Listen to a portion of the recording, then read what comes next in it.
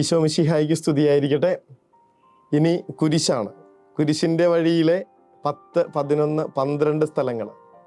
കുരിശില്ലാത്ത ക്രിസ്തു എന്നെ ആയുധമില്ലാത്ത യോദ്ധാവിനെ ഓർമ്മിപ്പിക്കുന്നു. മുൾമുടിയില്ലാത്ത ക്രിസ്തു കിരീടമില്ലാത്ത രാജാവിനെയും. എൻ്റെ പുത്രൻ്റെ ചെങ്കോലിനെ നിങ്ങൾ മറ്റു തടിക്കഷണങ്ങളെ പോലെ നിന്ദിച്ചു എന്നാണ് എസെക്കിയേൽ പ്രവാചകന്റെ പുസ്തകം 21-ാം അധ്യായം 10-ാമത്തെ തിരുവചനത്തിൽ നമ്മൾ വായിക്കുന്നത്. ഇത് ക്രിസ്തുവിൻ്റെ ആയുധമാണ്, അവൻ്റെ രാജാധികാരത്തിൻ്റെ ചെങ്കോലാണ്.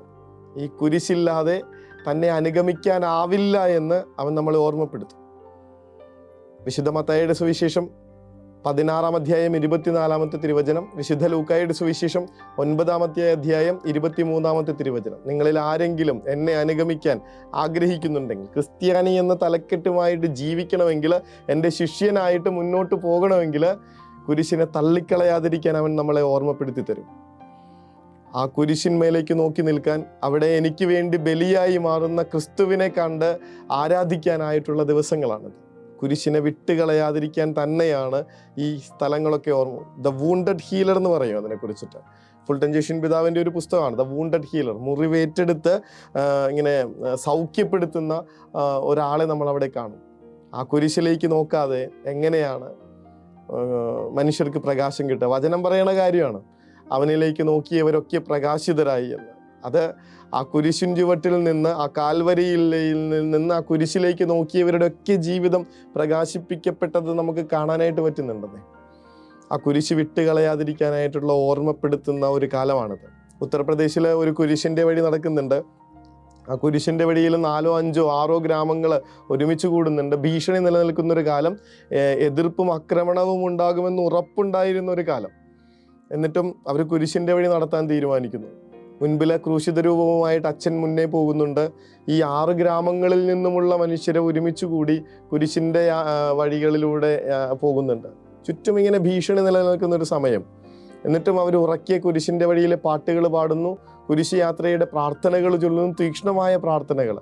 പ്രതീക്ഷിച്ചിരുന്നതാണ് ഒരു ആക്രമണം, പ്രതീക്ഷിച്ചിരുന്നത് പോലെ തന്നെ. എന്നാൽ ഒട്ടും പ്രതീക്ഷിക്കാത്തൊരിടത്ത് വെച്ചിട്ട് ആക്രമണകാരികൾ ചാടി വീഴുന്നുണ്ട്. എന്നിട്ട് അവരാദ്യം ചെയ്യുന്നത് ഈ കുരിശുമായി നിൽക്കുന്ന അച്ഛൻ്റെ കൈപ്പത്തി വെട്ടിക്കളയാന്നുള്ളതാണ്. ഇത് നമ്മൾ ഫോൺ ചെയ്ത് വിളിച്ചു പറയുന്ന ഒരു 6 or 7 വർഷങ്ങൾക്ക് മുന്നാണ്. അന്ന് ആള് വിളിച്ചു പറഞ്ഞ ഒരാളുടെ ആ വിറയൽ ഇപ്പോഴും നമ്മുടെ കാതിൽ നിന്ന് പോയിട്ടില്ല. അയാൾ പറഞ്ഞത് ഇതായിരുന്നു, അച്ഛാ, വെട്ടിമാറ്റപ്പെട്ടിട്ടും വിട്ടുകളയാതിരുന്ന കുരിശ് ഞങ്ങൾക്ക് തന്നൊരു ഊർജ്ജമുണ്ട്. പിന്നെ വെട്ടിമാറ്റപ്പെട്ട ഈ കൈപ്പത്തിയിൽ വിട്ടുകളയാതെ കൂട്ടിപ്പിടിച്ചിരിക്കുന്ന ഒരു കുരിശ് ഞങ്ങൾക്ക് തന്നൊരു ശക്തിയുണ്ട്. ആക്രമിക്കാൻ വന്നവർക്ക് ഒരു അടിയെടുത്ത് വെക്കാൻ പറ്റാത്ത വിധത്തിൽ കരുത്തോടും വിശ്വാസത്തോടും കൂടെ നിൽക്കുന്ന ഈ മനുഷ്യർ, അവരെ ഓടിപ്പോകുന്നുണ്ട്. ഈ കുരിശ് യാത്ര അവർ പൂർത്തിയാക്കുകയും ചെയ്യുന്നുണ്ട്.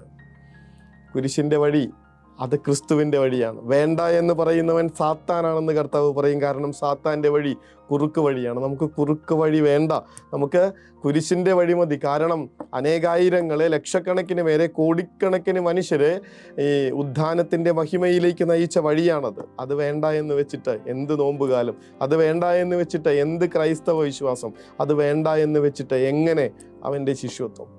ആ കുരിശിലേക്ക് നോക്കി ജീവിക്കാം, ആ കുരിശിലെ ക്രിസ്തുവിനെ നോക്കി ജീവിക്കാം.